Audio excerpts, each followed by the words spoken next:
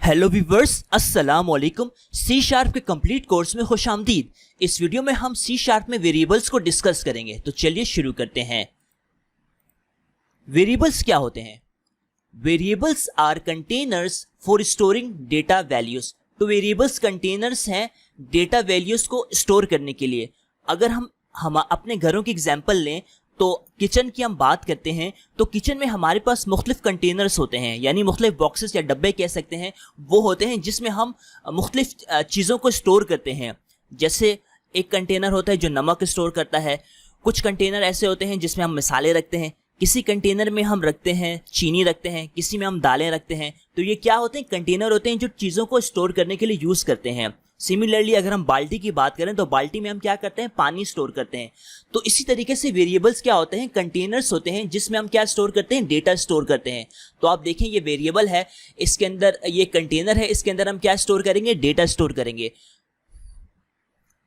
A variable is a name given to a storage area that is used to store values of various data types. तो variable एक storage का नाम होता है जो मुख्तलिफ किस्म के डेटा टाइप को स्टोर करने के लिए यूज़ होता है। तो जैसे हम वेरिएबल क्रिएट करते हैं तो हमारी मेमोरी के अंदर एक स्पेस क्रिएट हो जाती है और इस स्पेस का जो नाम क्या होता है? वेरिएबल होता है, जो कि मुख्तलिफ किस्म के डेटा टाइप को स्टोर करने के लिए यूज़ होता है। अब डेटा टाइप के बारे में हम नेक्स्ट वीडियो में बड़ी डिटेल से डिस्कस करेंगे। Each variables in C Sharp needs to have a specific data type. जो C Sharp के अंदर जो हर एक वेरिएबल है उसका कोई ना कोई स्पेसिफिक टाइप होगी। यानी हम अगर नाम स्टोर करना चाहते हैं तो नाम के लिए इसकी अलग से डेटा टाइप होगी जो कि स्ट्रिंग होती है। अगर हमने कोई नंबर स्टोर करना है तो इसकी अलग से डेटा टाइप होगी जो कि इंट है। तो इसी तरीके से हर एक वेरिएबल की एक स्पेसिफिक टाइप होगी which determines the size and layout of the variable's memory, जो बताएगी कि इस वेरिएबल का साइज क्या है और इस वेरिएबल मेमोरी का लेआउट क्या है। आप ये सिंटेक्स देख सकते हैं। सबसे पहले हमने लिखना है डेटा टाइप, यानी वेरिएबल का कोई भी डेटा टाइप हो सकता है, इंट हो सकता है, फ्लोट, डबल, स्ट्रिंग वगैरह कोई भी डेटा टाइप हो सकता है। फिर आएगा वेरिएबल का नाम, फिर इज इक्वल टू जिसे हम असाइनमेंट ऑपरेटर कहते हैं, और उसके बाद वेरिएबल की वैल्यू आएगी और फिर सेमीकोलन। तो ये क्या है? सिंटेक्स है। अब एक एग्जांपल की हम बात करते हैं। Create a variable called name of type string and assign it the value John. हमने यहाँ पे देखें एक वेरिएबल क्रिएट किया है। इस वेरिएबल का क्या नाम है? नेम नाम है, और इसकी डेटा टाइप क्या है? स्ट्रिंग है। इस वेरिएबल के अंदर हमने क्या वैल्यू स्टोर की है, क्या वैल्यू असाइन की है? आप देखें जॉन। तो इस तरीके से ये क्या है? हमारे पास नेम एक वेरिएबल है, यानी हमारी मेमोरी में, कंप्यूटर की मेमोरी में एक स्पेस क्रिएट हो जाएगी जिसका नाम होगा नेम, और इसमें क्या वैल्यू स्टोर हो जाएगी? जॉन। अब मैं बात करता हूं आइडेंटिफायर्स की।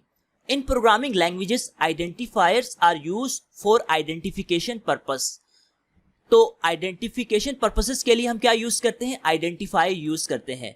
और in other words identifiers are the user defined names of the program components.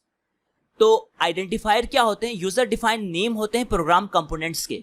In C sharp an identifier can be a class name, method name, variable name और लेबल नेम एक्सेट्रा। तो identifier क्या होते हैं? हमने variable को कोई ना कोई नाम देना है। जो हम वेरिएबल को नाम देंगे वो क्या कहलाएगा? आइडेंटिफायर कहलाएगा। इस तरीके से जो क्लास का नाम होगा वो क्या कहलाएगा?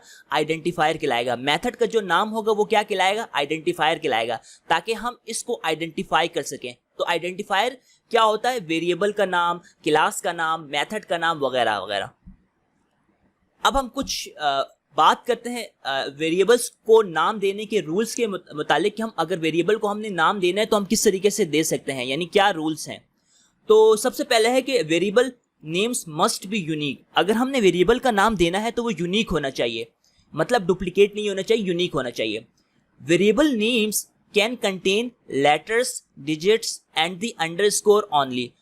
अगर हमने वेरिएबल्स का नाम देना है तो वो उसमें हम लेटर्स भी यूज कर सकते हैं, डिजिट्स भी यूज कर सकते हैं और अंडरस्कोर भी यूज कर सकते हैं। तो इनके कॉम्बिनेशन से या इनमें से जैसे अगर हम लेटर यूज करते हुए वेरिएबल का नाम दे सकते हैं। Variable names must start with a letter. तो याद रखिएगा कि वेरिएबल का नाम किससे स्टार्ट होगा? लेटर से स्टार्ट होगा। आप डिजिट से स्टार्ट नहीं कर सकते, अंडरस्कोर से स्टार्ट कर सकते हैं, लेकिन अच्छी प्रैक्टिस यही होगी कि वेरिएबल का नाम किससे स्टार्ट किया जाए? लेटर से, यानी ए से लेकर जेड तक किसी भी लेटर से वेरिएबल का नाम स्टार्ट किया जाए। और फिर अगर आपने बाद में डिजिट्स देना है आप दे सकते हैं, आपने अंडरस्कोर बाद में यूज करना है, लेकिन वेरिएबल का नाम आपने लेटर से स्टार्ट करना है। Variables names are case sensitive. जो वेरिएबल का नेम है वो क्या है, केस सेंसिटिव है। नम और num are consider different names. अब ये देखें यहाँ पे n स्मॉल है और यहाँ पे नम का n क्या है, कैपिटल है, तो ये दोनों क्या है, डिफरेंट नेम्स हैं। तो याद रखिएगा कि वेरिएबल का नाम क्या है, यानी हम जो सी शार्प प्रोग्रामिंग क्या है, केस सेंसिटिव है, यानी स्मॉल n और कैपिटल N दोनों के मीनिंग क्या है, डिफरेंट है। तो ये नम अलग है और ये नम अलग है। Variable names can not contain reserve words. तो आपने जो वेरिएबल्स के नाम है आपने वो रिजर्व वर्ड्स यूज नहीं कर सकते, यानी जो रिजर्व कीवर्ड्स है। आप जो वेरिएबल के नेम है उसमें आपने रिजर्व कीवर्ड्स यूज नहीं करने, जो कि मैं प्रीवियस वीडियो में डिस्कस कर सकता हूं। यानी वेरिएबल का नाम जैसे इंट हो सकता है, इंट नहीं लिख सकते आप, डबल, स्ट्रिंग, क्योंकि ये हमारे पास कीवर्ड्स हैं तो ये नहीं लिख सकते। Must prefix at the rate before keyword if we want reserve keyword as identifier. अगर आप मतलब रिजर्व कीवर्ड को यूज करना चाहते हैं एज आइडेंटिफायर के तौर पे, तो आपने स्टार्टिंग में एट द रेट का keyword use eight the rate का जो प्रीफिक्स है वो यूज करना होगा, तब आप रिजर्व कीवर्ड्स को एज आइडेंटिफायर के तौर पे यूज कर सकते हैं। लेकिन बेहतरीन प्रैक्टिस यही होगी कि आपने कीवर्ड्स को वेरिएबल का नाम नहीं रखना। C sharp is the strongly type language. जो सी शार्प है वो एक स्ट्रांगली टाइप लैंग्वेज है। It means you can assign a value of the specific data type, यानी आपने जो वैल्यू असाइन करनी है वो स्पेसिफिक डेटा टाइप के लिए ही होनी चाहिए। You can not assign an integer value to string type और वाइस वर्सा।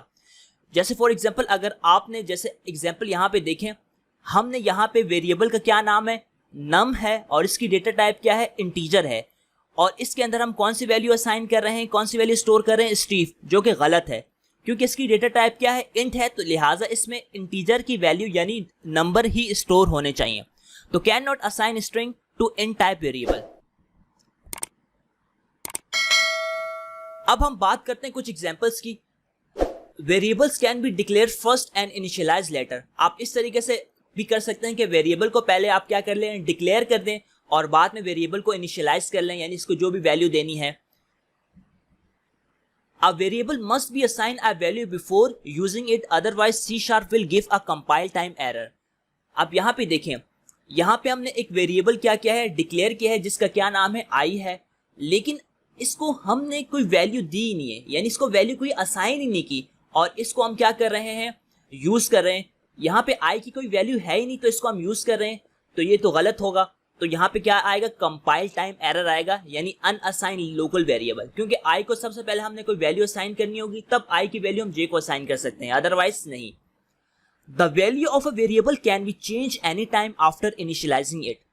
जैसे यहाँ पे हमने एक वेरिएबल डिक्लेयर किया जिसका नाम है नम, और इसकी इनिशियलाइज वैल्यू कितनी है, 100 है, यानी इसको हमने 100 से इनिशियलाइज कर लिया, लेकिन हम बाद में इस वेरिएबल की वैल्यू को चेंज कर सकते हैं। यानी नम जैसे मैं 200 लिखूंगा तो वेरिएबल की जो वैल्यू होगी वो 100 से क्या हो जाएगी, 200 हो जाएगी। तो आप वेरिएबल की वैल्यू किसी भी टाइम चेंज कर सकते हैं, क्योंकि वेरिएबल का नाम यही होता है चेंज होने वाला, क्योंकि वेरिएबल कहते हैं चेंज होने वाला, जो अपनी वैल्यू चेंज करता रहता है। Multiple variables of the same data type can be declared and initialised in a single line separated by commas. आप एक ही सिंगल लाइन में मल्टीपल वेरिएबल्स को क्या कर सकते हैं, डिक्लेयर कर सकते हैं। आप देखें, और इनको हम किन से सेपरेट करेंगे, कॉमा से सेपरेट करेंगे। तो आप देखिए यहाँ पे हमने 3 वेरिएबल डिक्लेयर किए हैं, इंट आई, फिर कॉमा से इस वेरिएबल को मैंने सेपरेट कर दिया है, फिर j इज इक्वल टू 10, फिर k is equal to 100। The value of a variable can be assign to another variable of the same data type, however a value must be assign to a variable before using it. आप एक variable की value दूसरी variable को assign कर सकते हैं, लेकिन दोनों का डेटा टाइप क्या होना चाहिए, सेम होना चाहिए। जैसे इंट का डेटा टाइप क्या है, आई का डेटा टाइप क्या है, इंट है, जे का डेटा टाइप क्या है, इंट है। तो आई की वैल्यू हम जे को असाइन कर सकते हैं, लेकिन सबसे पहले आई को इनिशियलाइज करना होगा। अब हम आते हैं विजुअल स्टूडियो पे, और यहाँ पे देखें, जैसे मैं आया और यहाँ पे एक स्ट्रिंग लिख के, यहाँ पे हमारे पास वेरिएबल का क्या नाम है, नेम, और मैं यहाँ पे नेम लिख देता हूँ वसीम रऊफ लिख देता हूँ, और यहाँ पे जैसे कंसोल डॉट राइट लाइन लिखूंगा और यहाँ पे मैं नेम लिख देता हूँ। यहाँ से एग्जीक्यूट करूंगा तो आप देख सकते हैं यहाँ पे वसीम रऊफ की वैल्यू क्या हो गई, प्रिंट हो गई है। सिमिलरली अगर हमने एक लाइन में अगर मल्टीपल वेरिएबल देने दे, जैसे int i is equal to 10 दे देता हूँ और यहाँ पे कॉमा से सेपरेट करूँगा, j इज इक्वल टू 15 और k इज इक्वल टू 20 दे देता हूँ, तो आप देख सकते हैं। और बाकी इसे हम यहाँ पे प्रिंट कर देंगे।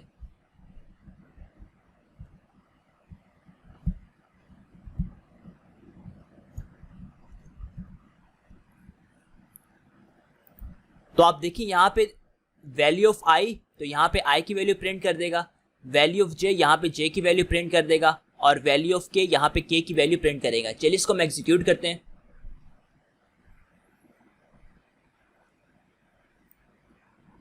तो आप देख सकते हैं, देखें आई की वैल्यू 10, जे की 15 और के की 20 है। सिमिलरली अगर मैं फॉर एग्जांपल यहाँ पे अगर आई की वैल्यू मैंने 10 ली है, अब मैं आई की वैल्यू लिखता हूँ यहाँ पे 30, तो यहाँ पे देख सकते हैं आप